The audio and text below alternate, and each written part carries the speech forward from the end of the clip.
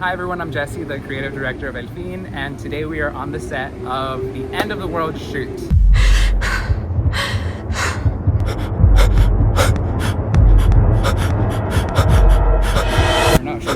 Should we come on side, little tour? So we have a boxing ring here. This is going to be like a GQ style photo shoot. This is where we're going to be shooting two of our models. You'll see a bodysuit here and you'll see a polo tee here. Two insane models, Alyssa and Caleb. We're just going to have a lot of fun in here, but the vibe is completely different. Follow me along this way. Here we have Ivy prepping for his debut. We have Chepe who's filming this. Yeah, we were able to get this huge warehouse rented, and the goal is to shoot a really cool, like, end of the world sequence. Think Nike commercial, think Black Mirror, like weird, awkward, post-apocalyptic. It's gonna be a lot of fun.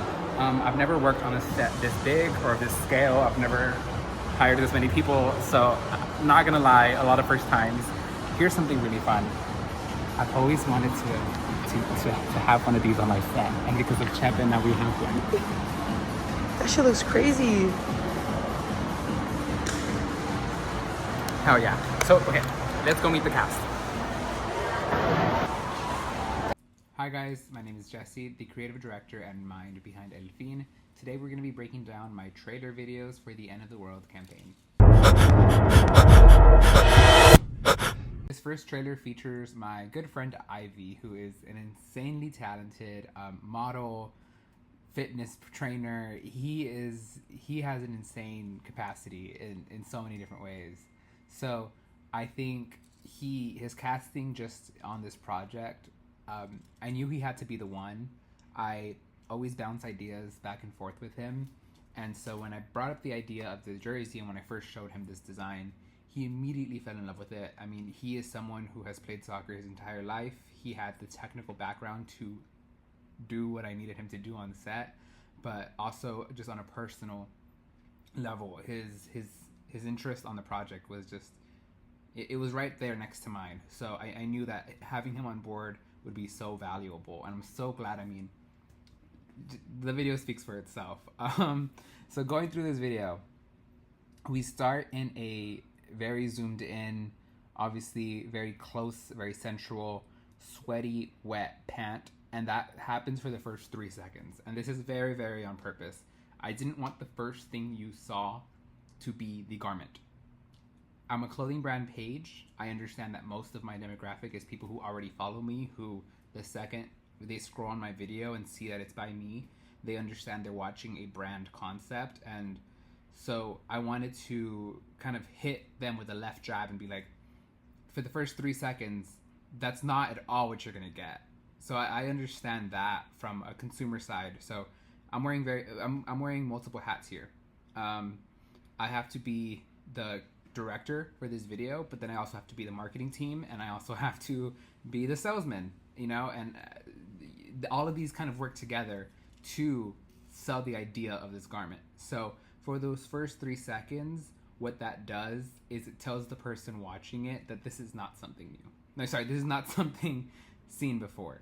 Essentially what I'm doing here in the first 3 seconds is hitting you by surprise. And so you're listening to this, you have your headphones in, you're scrolling through Instagram, and all of a sudden you hear panting, you hear moaning, you see wet, you see sweaty. The natural instinct is to stick around and keep watching. I know that's what mine is. So then we cut to this scene where you see the jersey finally in its full-fleshed beauty, and he's right in it. I mean, he's getting dirty, and so that proceeds for the rest of the video, and so everything kind of starts to mesh together and melt. So this was done on purpose. The way this was shot was just one giant pan out that we did on a dolly. And so what the videographer did was we captured a few different takes of Ivy balancing this ball, juggling it, doing his tricks. And so we knew that that first 2 seconds was going to be very, very intimate. And so leading up to the 10-second mark, and I knew for a fact I didn't want these videos to be more than 15 seconds. I knew that people's attention span isn't that long. Unfortunately, I mean, I would have loved to create a full length version of this, but it's just where we're at right now. Also, we were really, really short on time this day. I booked this space for 3 hours, and the first hour and a half were just prep, meaning we had to get people in hair and makeup, costume. We had to set up the entire production, blocking. So that takes a lot of time on set, and there's only so much you can do pre-production to account for that. So that's kind of a little bit of the behind the scenes that I wanted to show you. So here is some of that behind the scenes that day on set.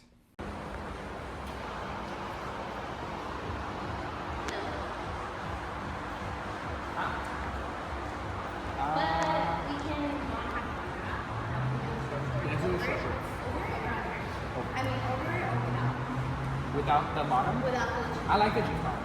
And then we still want to wrap one pot? Yeah. Just mess with it. You have 3 bandages.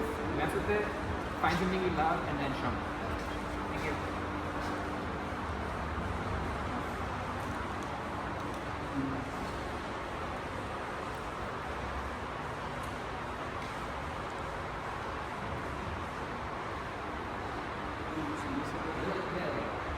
I just want to make sure there's a lot of like moving parts.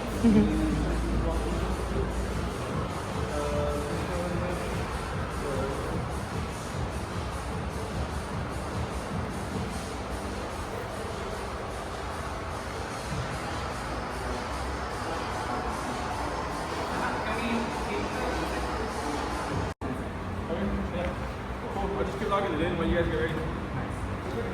Yeah. For that. Okay. We're ready to start with action. Yeah, sounds good.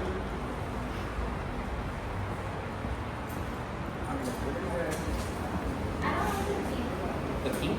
Like the other one? Ah. I like that. I just want it. Like it's like big lips. Do you like those? No, I like that. Do we have the other one over there? No. Yeah. No, I think only 1 foot makes sense. Yeah. How does this one look like in this hand? I don't mind the color. I think color-wise, we're in nudes. Yeah. So it's kind of making sense. The black is holding everything together, but it's holding together. You feel like what? It's holding together a little too much. What black? I don't know. Something here isn't really connecting for me. Is it the I think there's the cheese ball? Shorts might be too long. The white ones? You want me to take off the cheese ball? You want more skin? I think that's what it is. You want more skin? Yeah. Nobody has And it's scissors? without the cheese. Yeah. I love this hand. Let's keep that.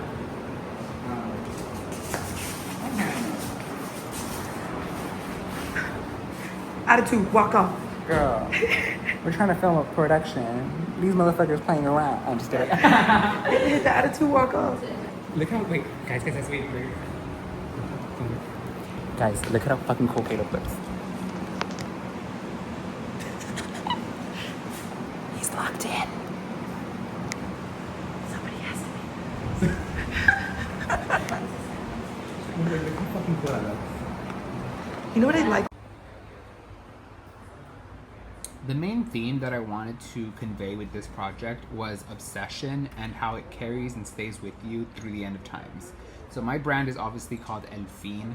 So I wanted to kind of literally bring that to life, the end of the world. And so I've always asked myself the question, if the world were to end, or picture yourself at the very end of your life, what is it that truly matters? You know, right?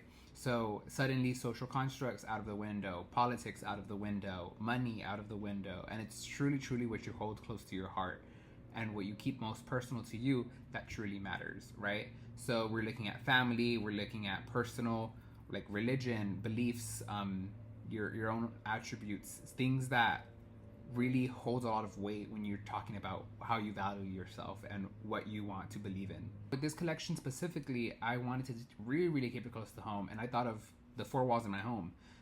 Things that are, I know for a fact, will be carried through the end of times with my family, you know? My brothers, I grew up with 3 brothers. They all grew up loving soccer. To this day, there's always a soccer game in my living room TV. We can't go a single day without a soccer game playing. And so I knew I wanted to create a jersey that resembled life through the end. And so when it came time to do that, I knew that I had to get solid references of stuff that, you know, would be carried through the end. And so one jersey that really spoke out to me was the 1998 Mundial FIFA World Cup jersey. I just thought it was a perfect fit because the Mundial is coming up next year. They're referencing the same kit, so I wanted to do the same, but do it my way, right? So this tee, actually, what it is, if you're familiar with the silhouette, it's the Yeezy 1 tee. Obviously, it's re-dyed, restructured, and this is an amazing piece that I was able to get through my manufacturing process. I can't dive too deep into that, but how it fits into this project is this character that Ivy is playing, one of their main focuses in life is the Mexico Soccer League. We're playing with the idea of a character that is so obsessed with playing soccer, so obsessed with perfecting this perfect juggle, so obsessed with the Mexican Soccer League, that now through the end of times, they're still kicking the ball around in this empty warehouse, you know? I wanted to capture that moment in time where he finally lets go. And so you have to imagine this person has been juggling this ball for now days. This is like, they're so drained and like they're moaning, they're sweaty, they're tired, they're furious. But in all of that commotion, the root of it is love. They're only finding themselves in this position because of their dying love and lust for the sport, what the sport offers them, the idea of belonging to this community. You know, there's so many layers to what it means to be a fan nowadays. So this person is just so overwhelmed by all of that fanatic and like that love for the sport that now they've found themselves at the end of times juggling that ball and getting so frustrated and almost in lust with it that they're moaning in this particular way.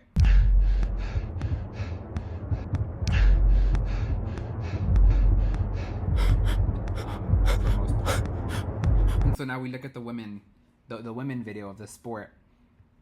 Same concept here, right? So we have this girl who is just so obsessed.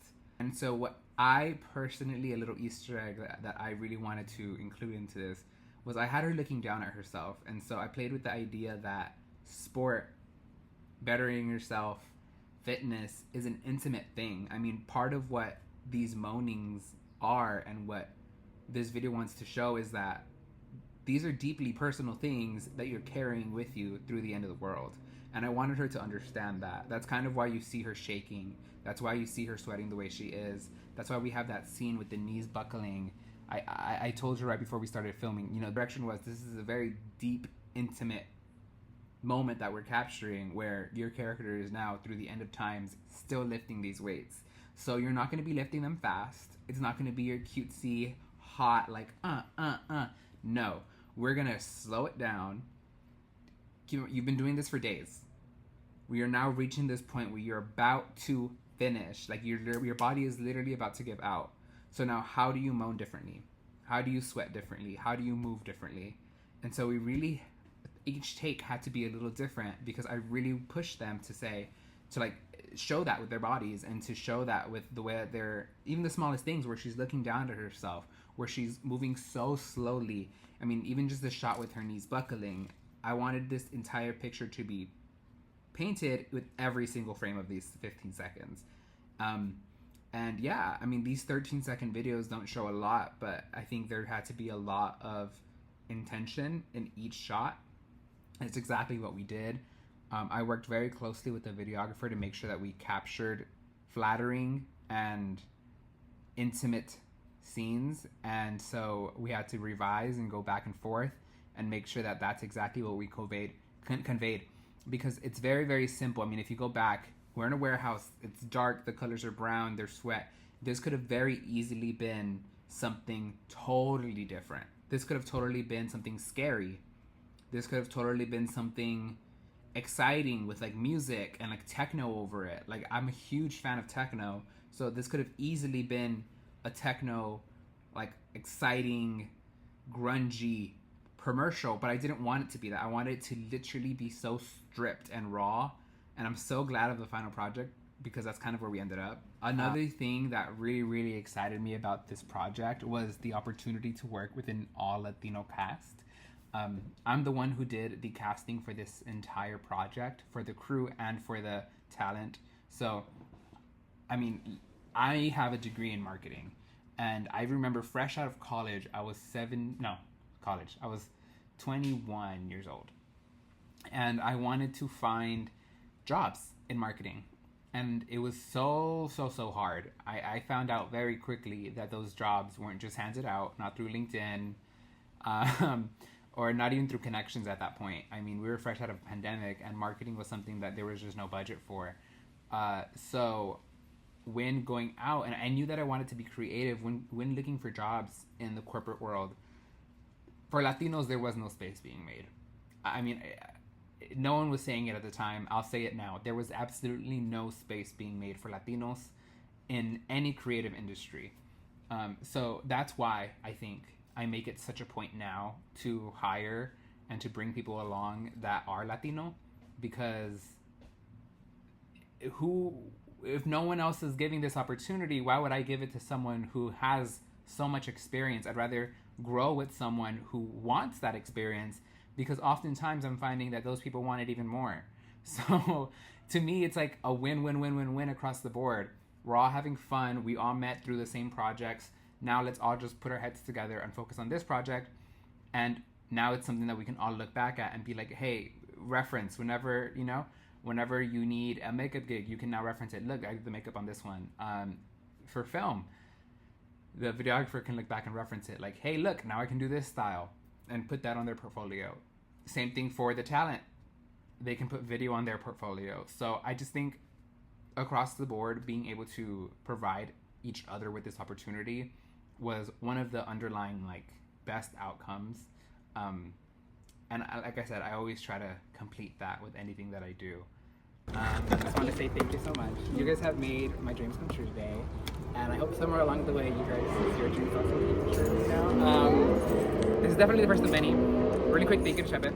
Yes. Thank you to Oscar, wherever Oscar is. We love you, Oscar. Shout out talent. Hello. Hello. No bad. Shout out makeup. Hey. Shout out styling. Hey. And thanks to Saha, this is all gonna live forever. Yeah, other than that, I think we're all set. I just need to see Saha, Alyssa, and Ivy. Everyone else. Wait, and then let's give it up for Jessie, though. Yeah. We love you. Thank you. Yes. Yeah, first of many. Yes. You guys are like family to me. I mean, I don't invite many people onto my sets. I just love working with people that I feel comfortable with, feel cool with, people who I know can deliver. And yeah. If you guys ever need anything, I hope you guys know you can count on me. Yes. And everywhere, yeah. Thank you guys. We love But yeah, if I said your name, come see me, everyone else. Okay. Thank you guys. And that's pretty much it. So I hope you guys learned a lot. I hope you guys found this interesting.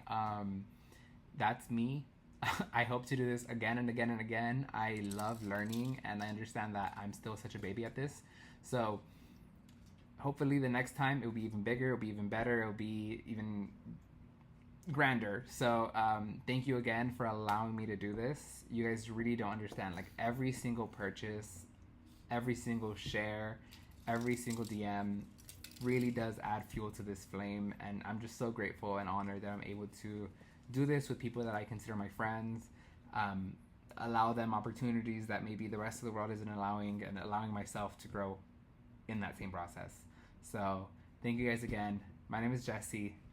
I hope you guys enjoyed. Thank you.